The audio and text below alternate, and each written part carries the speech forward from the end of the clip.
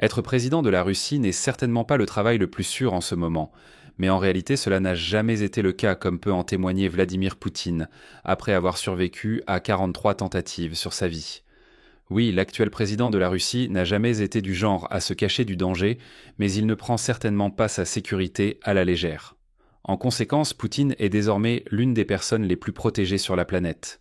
Malgré cela, les tentatives d'assassinat contre Poutine n'ont jamais manqué. Et survivre à ce nombre record d'attaques témoigne du professionnalisme et de la préparation de tous ceux impliqués dans la sécurité du président. Tentative d'assassinat. Survivre à une tentative d'assassinat est devenu comme une tradition biannuelle pour Vladimir Poutine, donc il n'est pas surprenant que son équipe de sécurité et ses tactiques soient aussi efficaces. Après tout, ils ont beaucoup été formés dans des situations réelles. Heureusement pour le président, aucune de ces tentatives ne s'est approchée de l'achever. Au moins quelques-unes, cependant, ont été réalisées de manière très professionnelle. Il est devenu une cible de la mafia russe dès qu'il a pris le poste présidentiel en 1999. C'était une sorte de frappe préliminaire alors que Poutine s'attaquait à la criminalité organisée et restait ferme dans sa détermination à l'éradiquer. Cependant, un complot élaboré de voitures piégées a été déjoué et les coupables ont été arrêtés et envoyés en prison ou en enfer, selon ce qui était le plus proche. La même année, un groupe de militants a planifié d'assassiner Poutine lors de sa visite en Ouzbékistan. Le complot a été découvert, ce qui a conduit à l'arrestation des conspirateurs avant qu'aucun mal ne puisse être fait. En 2000, des rebelles tchétchènes ont planifié un assassinat lors de la visite de Poutine dans la province russe. Lors d'une visite en Tchétchénie, une bombe télécommandée a été détonée près du convoi de Poutine. Le président a survécu à l'attaque, mais plusieurs de ses agents de sécurité ont été blessés. En 2002, un complot impliquant de la confiture empoisonnée a été découvert alors que Poutine devait prendre son petit déjeuner dans un hôtel à Yalta. Cette découverte a permis une intervention rapide et la prévention d'une tentative d'empoisonnement. La même année, lors d'un défilé sur la place rouge de Moscou, des tireurs d'élite étaient positionnés avec un plan pour cibler Poutine. Cependant, le FSO a eu vent de la situation et a rapidement empêché l'exécution du plan. 2002 n'a certainement pas été la meilleure année pour le président russe, car il a survécu à une autre tentative d'assassinat, cette fois en Azerbaïdjan. Un homme irakien ayant des liens avec des forces rebelles tchétchènes a planifié la tentative. La police azerbaïdjanaise, cependant, a arrêté l'homme qui a ensuite été condamné à 10 ans de prison. Plus tard dans la même année, un autre homme a tenté de mettre fin à Poutine avec une explosion. Il avait prévu de conduire le long de l'autoroute adjacente au Kremlin et de faire exploser un explosif de 40 kg. Le FSO a eu vent de ce complot et a redirigé la limousine du président tout en éliminant la menace. 2003 n'a pas fait exception et encore une fois, Poutine a été la cible d'un complot d'assassinat, cette fois sur le sol britannique. La police britannique antiterroriste a arrêté 2 hommes, complotant pour tuer Poutine lors de sa visite à Londres. Apparemment, les services secrets russes ont eu vent du complot et ont averti leurs collègues en Grande-Bretagne. Un an plus tard, les services de sécurité russes ont découvert un complot pour empoisonner la nourriture de Poutine lors d'une visite dans un pays étranger. Les détails spécifiques et le lieu de l'incident n'ont pas été rendus publics, mais il semble que Poutine soit immortel, soit que ses goûteurs soient à la hauteur de la tâche. Les tentatives d'assassinat ont continué au fil des ans, une autre devenant une véritable sensation médiatique. En 2012, les autorités ukrainiennes ont arrêté un groupe d'individus planifiant d'assassiner Poutine lors de sa visite dans le pays. La nature exacte du complot et son exécution prévue n'ont pas été divulguées publiquement, mais peu après, le Maïdan a commencé. Alors je laisse le reste aux théoriciens du complot. En regardant de loin, on pourrait penser que Vladimir Poutine voyage toujours avec un trèfle à 4 feuilles, un pied de lapin et au moins une douzaine d'autres porte-bonheur. La chance cependant n'a rien à voir avec la résilience du président face aux tentatives d'assassinat. C'est le travail méticuleux du FSO et de tous ceux associés à la protection de Poutine. Et quand on parle d'équipe de sécurité, le service fédéral de protection est certainement le meilleur au monde. Le FSO. Le service fédéral de protection FSO est une agence puissante profondément enracinée dans l'histoire du KGB, la célèbre agence de renseignement soviétique.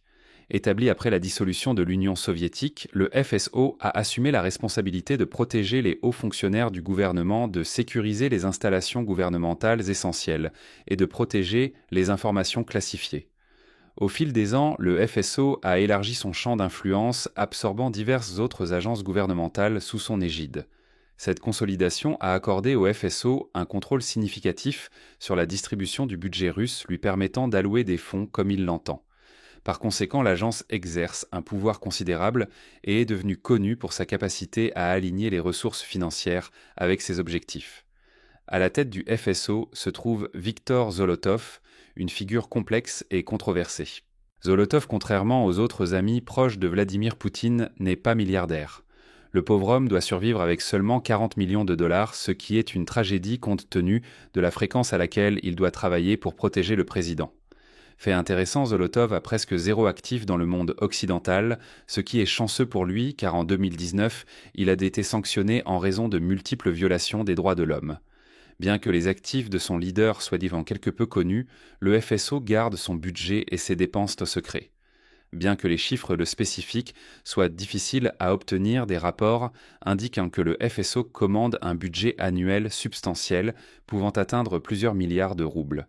De plus, le FSO dispose d'une main-d'œuvre étendue estimée à environ 50 000 personnes dédiées à l'accomplissement de sa vaste gamme de responsabilités. Le FSO est vraiment une force avec laquelle il faut compter, mais ce n'est pas le seul à garder un œil sur la sécurité de Poutine. L'armée privée de Poutine. En tant qu'agent du KGB, Poutine était bien conscient que les complots visant sa vie proviennent principalement de l'intérieur. Ainsi, le président ne met jamais tous ses œufs dans le même panier. Cela est valable même pour le FSO, surtout pour le FSO. En contrepartie du pouvoir croissant de l'agence Vladimir Poutine, peut compter sur une force véritablement redoutable, la Garde nationale. Établie en 2016 par le président lui-même, cette unité compte désormais plus de 340 000 soldats, tous répondant directement à Poutine. L'entretien et l'exploitation de l'armée privée de Poutine entraînent des coûts substantiels pour les contribuables russes. Les estimations actuelles suggèrent que l'entretien annuel de cette vaste force s'élève à environ 200 milliards de roubles, soit environ 2,7 milliards de dollars américains, un petit prix à payer pour prévenir toute idée de coup d'État militaire. Cependant, cette force redoutable n'est pas chargée de prévenir les tentatives d'assassinat ou de sauver la vie du président. Au lieu de cela, leur tâche est de paraître intimidant et de dissuader tout haut fonctionnaire, qu'il soit militaire ou autre, de penser qu'il peut prendre le dessus avec quelques soldats derrière lui. Même Evgeny Prigojine, leader de la redoutable PMC Wagner, sait que s'il s'oppose à Poutine, il échouera et perdra tout. L'unité qui se met réellement devant les balles et se fond dans la foule pour protéger le président est le service de sécurité du président, le SBP. La Služba bezopasnosti prezidenta, dont la prononciation est probablement mal faite, est une agence spécialisée au sein du FSO chargée de sécuriser la vie du président. Composée de 4 unités spéciales distinctes et renforcée par environ 2500 personnels supplémentaires, le SBP est la garde personnelle chargée de préserver la sécurité et le bien-être du président russe. Cette approche multicouche démontre l'étendue des efforts déployés par le président Poutine pour protéger sa position d'autorité et maintenir la stabilité dans le pays. Il n'est donc pas surprenant que les 43 tentatives d'assassinat contre lui aient échoué. La couche la plus intérieure de la défense de Poutine est constituée de ses gardes du corps personnels. C'est la seule partie de toute sa force de défense que vous verrez sur le terrain.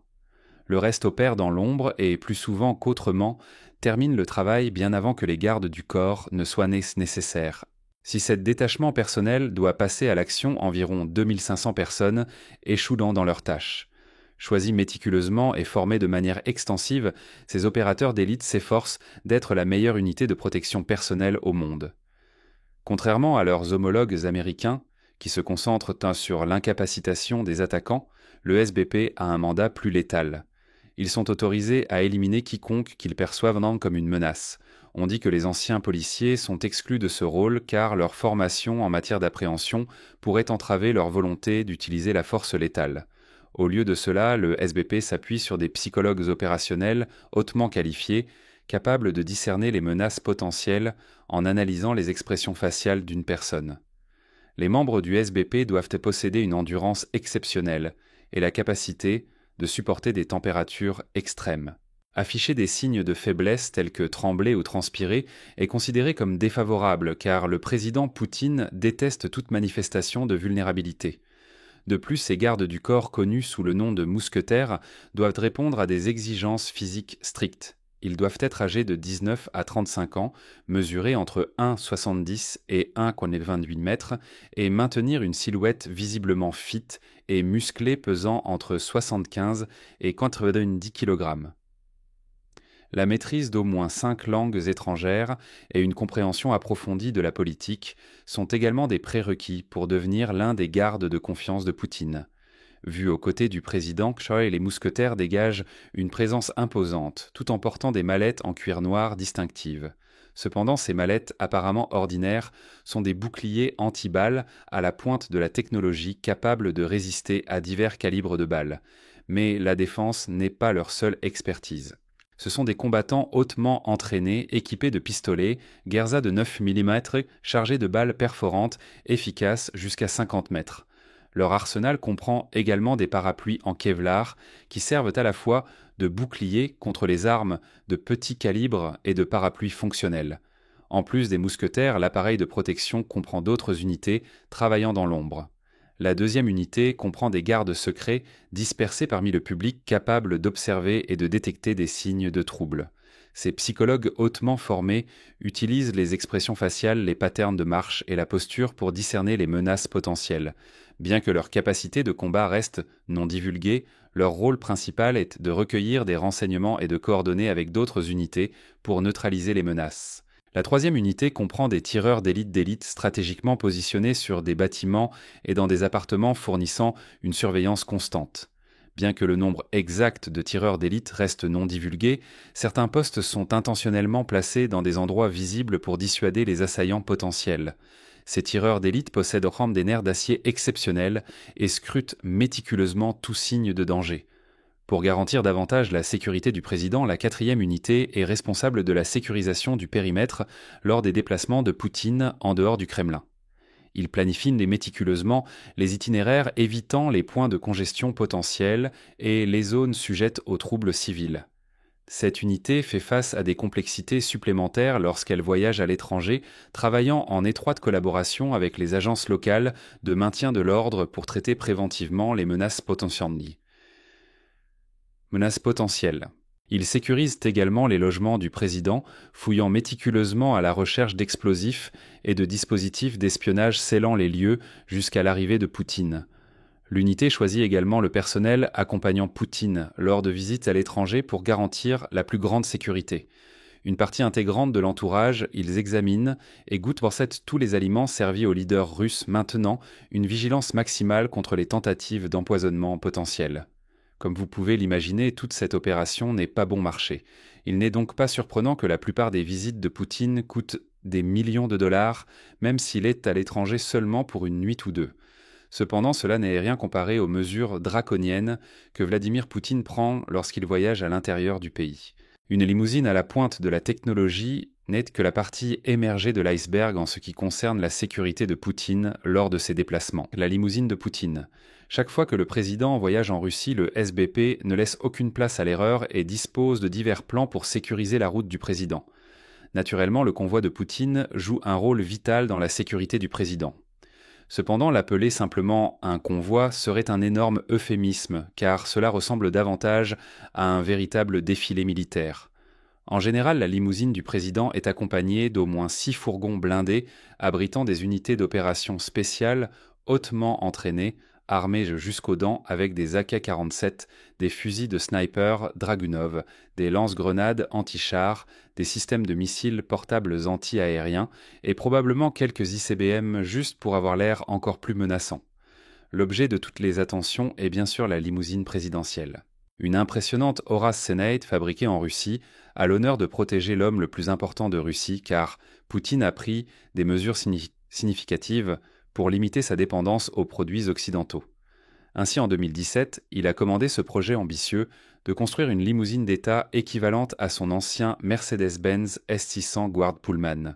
Pour répondre à toutes les spécifications exigées par le SBP Horis, a dû investir plus de 200 millions de dollars dans la création de cette limousine unique en son genre. Ce bunker mobile possède des fortifications sans égales.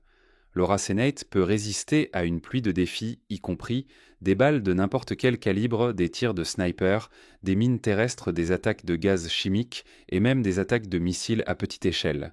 Équipé de systèmes de communication à la pointe de la technologie, le véhicule fonctionne efficacement comme un centre de commandement mobile. Même lorsque les stores de ces fenêtres sont complètement fermés, un système de télévision en circuit fermé ultramoderne CCTV offre à l'équipe de sécurité à l'intérieur une vue complète à 360 degrés du périmètre environnant. Une sortie d'urgence dissimulée est discrètement positionnée à l'arrière de la voiture comme mesure de sécurité supplémentaire. On ne peut qu'imaginer quelles autres caractéristiques dignes de James Bond cette voiture possède. Cependant, comparée à la bête de Joe Biden, Loris Sennett n'était qu'une berline glorifiée. Si vous en doutez, consultez ma vidéo sur le convoi du président américain ensuite.